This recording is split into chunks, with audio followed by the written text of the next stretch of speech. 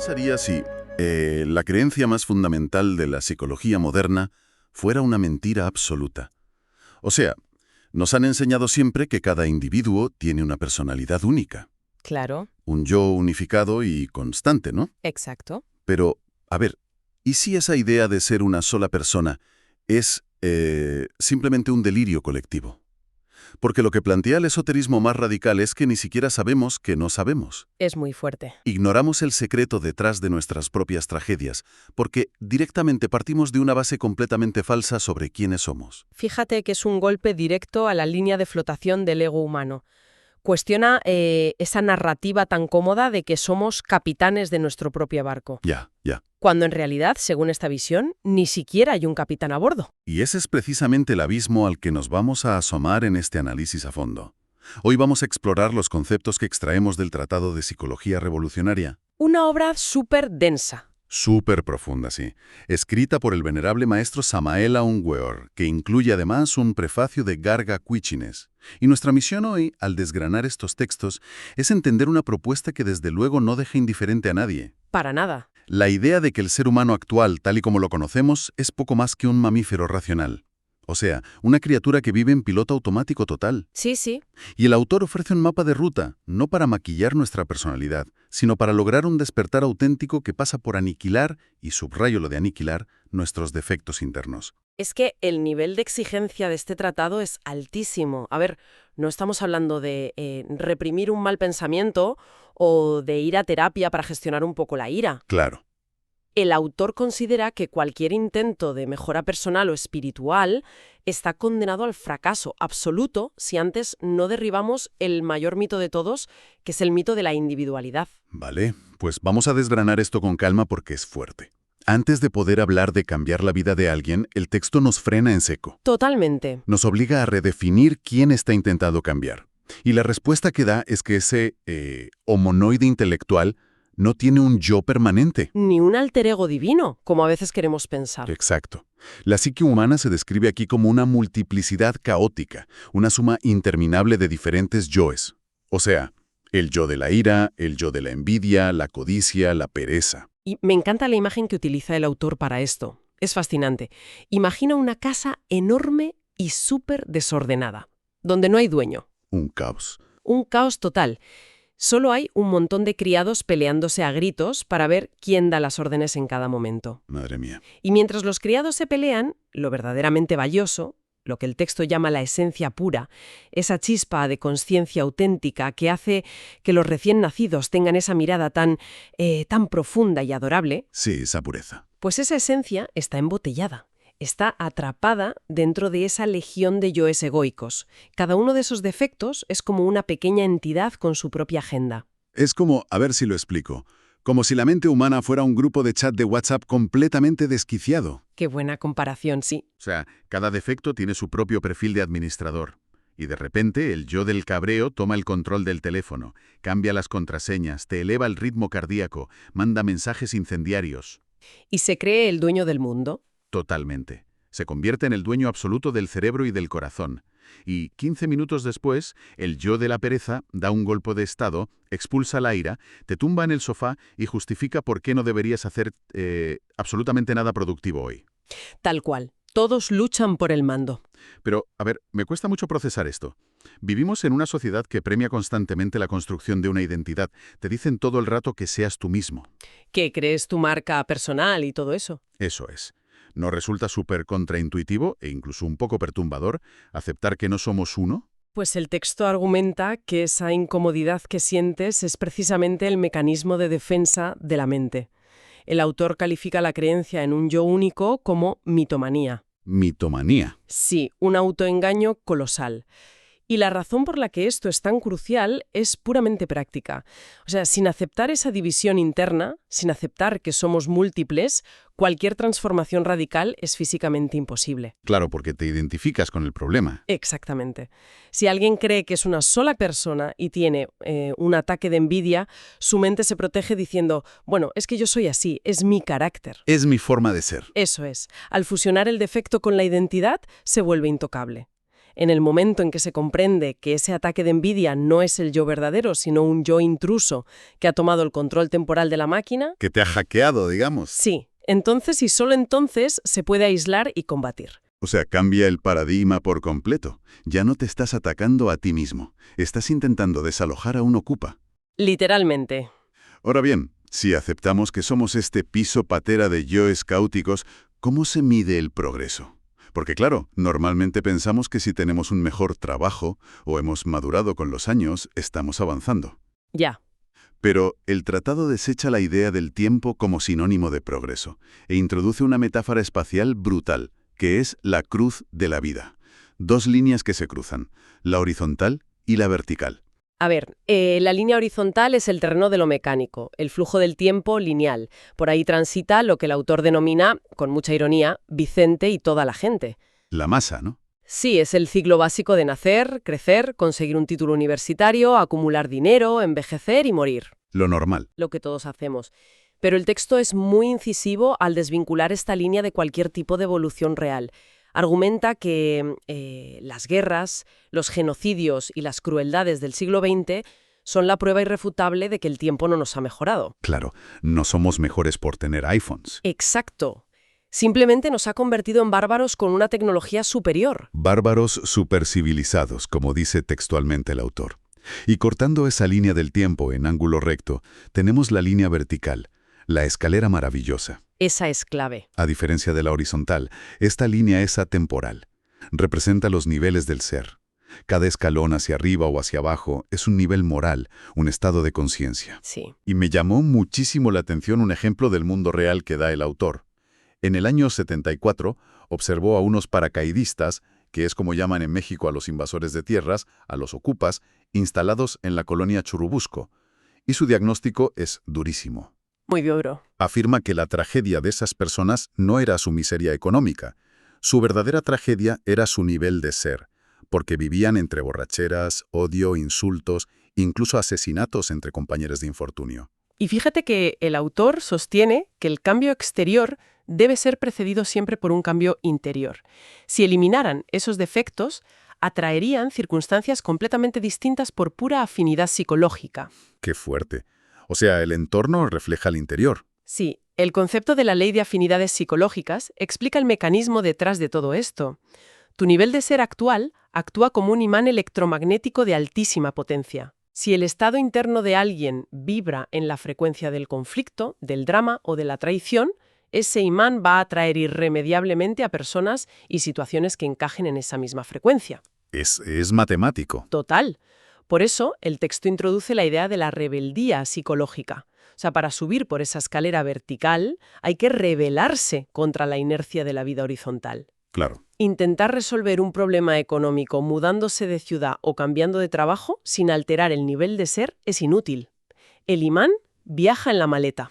Te llevas el problema contigo. Tarde o temprano, la persona volverá a recrear el mismo infierno en un escenario distinto. Aquí es donde se pone realmente interesante, me parece a mí. Porque esa atracción magnética nos empuja a una distinción fundamental que hace el autor sobre cómo experimentamos cada minuto de nuestro día. Define la vida práctica como un gimnasio psicológico. Me encanta ese término. Es muy visual. Y separa dos cosas que solemos mezclar siempre, los eventos y los estados. Es vital separarlos. Los eventos son exteriores, cosas que pasan en la línea horizontal. Una boda, un despido, una crisis global. Pero los estados son interiores, pertenecen a la línea vertical. Depresión, alegría, soberbia. La tragedia del ser humano mecánico, según el texto, es su completa incapacidad para combinar conscientemente esos eventos y esos estados. El error más común, el que hacemos todos, es permitir que el evento exterior dicte de forma tirana el estado interior. Ya pasa algo malo y me hundo. Exacto. Pero ojo, también ocurre a la inversa. Un estado interior equivocado puede arruinar el evento exterior más favorable. Sí. Una fiesta espectacular o un ascenso laboral se convierten en un suplicio si tu estado interior está dominado por el aburrimiento o los celos. En el prefacio del libro, el prologuista Garga Kuichines cuenta una anécdota fantástica sobre esto. Resulta que su hijo le insistía para ir al cine a ver a unos actores famosísimos, ganadores del Oscar, y él se negó rotundamente. ¡Qué bueno! Le dijo que prefería 1000 veces observar un drama humano muchísimo mejor y más complejo, el drama de la vida. Pero el matiz clave es su postura, porque él participa en ese drama exclusivamente como observador. Claro, sin implicarse. Ve la obra de teatro del mundo, pero no se confunde con los actores ni se deja secuestrar por la trama emocional. Y si perdemos esa postura de observador, el texto da ejemplos históricos aterradores de lo que ocurre. Son tremendos. Alejandro Magno, dueño de medio mundo, murió por excesos nacidos de su propio estado de orgullo. Francisco I cayó por adulterio. Marat fue asesinado mientras se asfixiaba en soberbia. Otelo se vuelve asesino consumido por un estado de celos ante eventos externos neutros o incluso fabricados. Esos ejemplos ilustran cómo un estado equivocado nos convierte en marionetas. Somos víctimas indefensas frente al mundo exterior. Por eso, el autor menciona que las prisiones y los cementerios están atestados de equivocados sinceros. Equivocados sinceros, qué frase. Es buenísima. Se refiere a personas que jurarían sobre una Biblia que tenían toda la razón del mundo, que sentían que actuaban con absoluta justicia, pero que en realidad solo reaccionaron de forma robótica a un evento externo impulsados por un estado interno destructivo. Actuaron en piloto automático. Eso es. El dominio de uno mismo no consiste en construir una burbuja de cristal para que no ocurran tragedias, porque la vida horizontal siempre traerá dolor. Evidentemente. Consiste en la capacidad de desvincular el estado interior del suceso exterior. A ver, en teoría suena impecable. Desvincular el evento del estado. Pero si sabemos que dejarnos arrastrar nos destruye, ¿por qué tropezamos en la misma piedra una y otra vez? Ay, la gran pregunta. Porque el texto responde que somos criaturas mecánicas. Somos como trenes de mercancías atrapados en un carril fijo. Somos incapaces de salirnos de la vía de nuestros propios hábitos. Y hay un hábito en particular, un ruido de fondo constante, al que el autor llama la canción psicológica. La canción psicológica. Es el himno nacional del autocompadecimiento. Tal cual. Es esa consideración interna profunda, el sentimiento persistente de que el mundo está en deuda contigo. Lo típico de, he sido un trabajador ejemplar y no me valoran.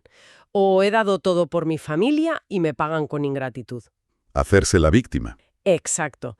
Es llevar un registro contable mental, un librito de cuentas interior donde vas anotando cada ofensa, cada mala cara y cada injusticia que has sufrido a lo largo de los años. Qué agotador. Y el autor contrapone la ley del talión, el exigir un ojo por un ojo, frente a la ley de la misericordia, recordando que hay que perdonar a los deudores. Si la mente está obsesionada con cobrar hasta la última moneda de esas deudas emocionales, el progreso en la escalera vertical se paraliza por completo. A ver, tengo que hacer de abogado del diablo aquí, porque esto choca muchísimo con la mentalidad actual. Dispara. Si alguien sufre una injusticia real, objetiva, digamos, una traición grave o un abuso, ¿no es una respuesta humana, natural y hasta sana buscar algún tipo de validación o justicia? ¿Por qué el texto castiga tan duramente el mero hecho de recordar esas heridas? Casi parece que se estuviera culpando a la víctima, ¿no? A ver, es una reacción muy comprensible pensar así hoy en día. Sin embargo, en el marco de la psicología revolucionaria, esto no se aborda desde la moralidad, sino desde la termodinámica. ¿Cómo? ¿Termodinámica? Sí. Es un problema de economía energética. La canción psicológica es un sumidero brutal de energía vital. El trabajo esotérico de autoobservación y destrucción de los defectos requiere una cantidad inmensa de combustible interior. Ah, vale. Entonces, mientras la mente dedique sus recursos a cantar baladas sobre antiguas amarguras, no queda energía disponible para transformar la conciencia. Te quedas sin batería. Literalmente. El objetivo de este sistema es nacer de nuevo. Y el autor es tajante. Para ser alguien nuevo, es un requisito biológico y espiritual dejar de ser lo que uno es actualmente. El victimismo engorda y fortalece al ego. O sea, le das de comer a ese criado ocupa del que hablábamos antes. Exactamente. Hay quienes van cantando sus tragedias a cualquier persona dispuesta a escuchar, y si les piden que cambien de tema, sencillamente buscan otro oyente. O las canciones secretas. Las canciones secretas. Esos rencores mudos que pudren a la persona por dentro sin que nadie lo note son peores todavía. De acuerdo. Entonces tenemos el diagnóstico completo. El cerebro es un piso ocupado por decenas de yoes. Vivimos estancados en el tiempo horizontal, coleccionando traumas, y derrochamos nuestra energía cantando sobre lo injusta que es la vida. El laberinto mecánico perfecto. La trampa definitiva. La pregunta es evidente. ¿Cuál es el plan de fuga? El método de transformación que propone el autor arranca con una fractura voluntaria. Hay que dividirse en dos, el observador y el observado. Esa autoobservación es el pilar central de todo el tratado, porque si no hay una distancia clínica entre quien observa y la emoción que surge, la trampa del autoengaño es mortal. El intelecto es experto en disfrazar el ego de virtud. Sí, sí. El texto relata una anécdota clásica sobre el filósofo Aristipo y Sócrates. Aristipo, deseoso de exhibir su inmensa humildad, se puso una túnica andrajosa, llena de agujeros. Para ir de humilde, claro. Exacto. Y desfiló por las calles de Atenas. Sócrates, al verlo pasar, le soltó un dardo demoledor. Le dijo: «Oh Aristipo, se ve tu vanidad a través de los agujeros de tu vestidura». ¡Qué zasca! Total, pero es la prueba de que el ego es un camaleón. Si persigues la santidad sin autoobservación, terminarás desarrollando un gigantesco yo del orgullo místico. Claro, el creerte superior por ser espiritual. Y para no caer en esa trampa, el texto establece un protocolo casi militar de 3 factores: observación, juicio y ejecución, como si trataras con espías enemigos. Tal cual. Primero detectas al infiltrado, luego lo llevas a juicio interno para comprender cómo opera y finalmente lo ejecutas. Y en esta fase de la ejecución, que el autor llama la decapitación, es donde la obra da un giro tremendamente esotérico. Aquí entramos en aguas profundas. Advierte que la mente por sí sola, o sea, la capacidad intelectual, no sirve para aniquilar un defecto, solo puede rotularlo, justificarlo o esconderlo. Para destruirlo de verdad, dice que se necesita un poder ígneo superior, un fuego. Estela Maris. Pues llama Estela Maris, sí, la Virgen del Mar, la Madre Divina. Y especifica, y aquí es donde me quedé loco, que representa la potencia sexual transmutada, y afirma que solo esta fuerza puede reducir los defectos a polvareda cósmica. A ver, para el carro. Dime. Potencia sexual para destruir un trauma o un ataque de ira. A ver, explícame esto como si tuviera 5 años, porque el salto conceptual es enorme. A ver, es normal que choque. Es, sin duda, el concepto más esotérico del texto. Hay que entender la lógica interna de esta tradición concreta.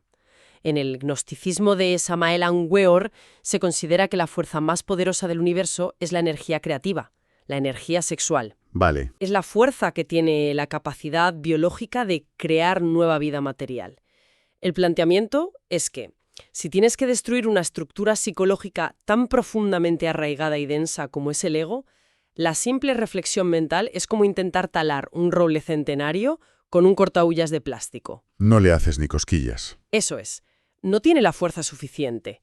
Por tanto, el sistema propone que esa potentísima energía creativa no se exteriorice, sino que se transmute, que se redirija hacia el interior mediante la oración y la disciplina espiritual.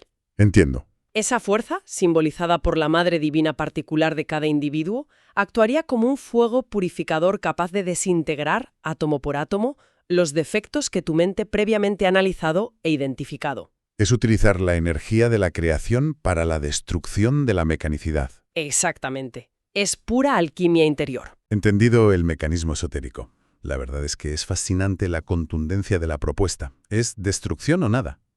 Literal. El texto deja muy claro que las buenas intenciones, retirarse a un monasterio en el Himalaya a meditar o hacer retiros de silencio, no sirven de absolutamente nada si el ego sigue vivo y oculto. Y utiliza un símil genial. El de la botella. El de Aladino. Imagina que la esencia de un monje logra liberarse temporalmente y experimenta un éxtasis místico brutal. Si no ha decapitado a sus yoes, tarde o temprano, esa esencia volverá a ser tragada y reembotellada. Exactamente igual que el genio de Aladino volviendo a su lámpara de latón.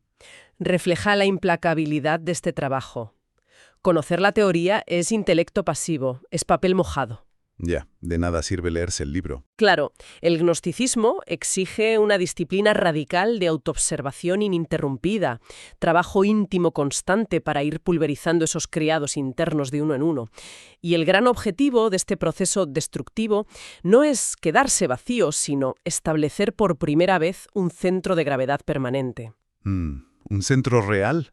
Una individualidad real y sólida que nos permita tener continuidad de propósitos, algo de lo que el mamífero racional carece por completo al estar saltando de un yo a otro cada 10 minutos. Madre mía, menudo viaje. Hemos partido de la base de que somos un piso franco lleno de extraños peleándose por el control para descubrir que debemos escapar de la aburrida y mecánica línea del tiempo horizontal. Tal cual.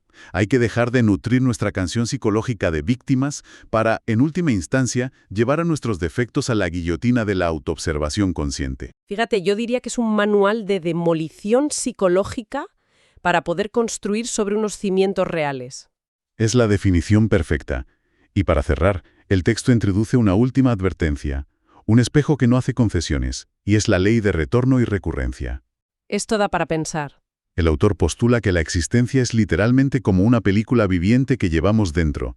Si llega el momento de la muerte física, sin haber desintegrado a esos actores internos, a esos yoes de los que hemos hablado, la cinta no se borra. No desaparece. Nos llevamos esa misma película a la eternidad y la volvemos a proyectar desde el primer fotograma en la siguiente existencia. ¡Qué escalofrío! Las mismas tragedias absurdas, los mismos conflictos legales interminables a los 40, las mismas decepciones sentimentales a los 25, los mismos actores repitiendo su diálogo mecánico porque nadie los bajó del escenario. Queda una pregunta flotando en el aire para quienes nos escuchan, una reflexión profunda. Si hubiera que repetir la película exacta de la vida por toda la eternidad en un bucle interminable, ¿qué actores internos, qué defectos específicos habría que eliminar hoy mismo, sin perder un segundo más, para poder reescribir el guión?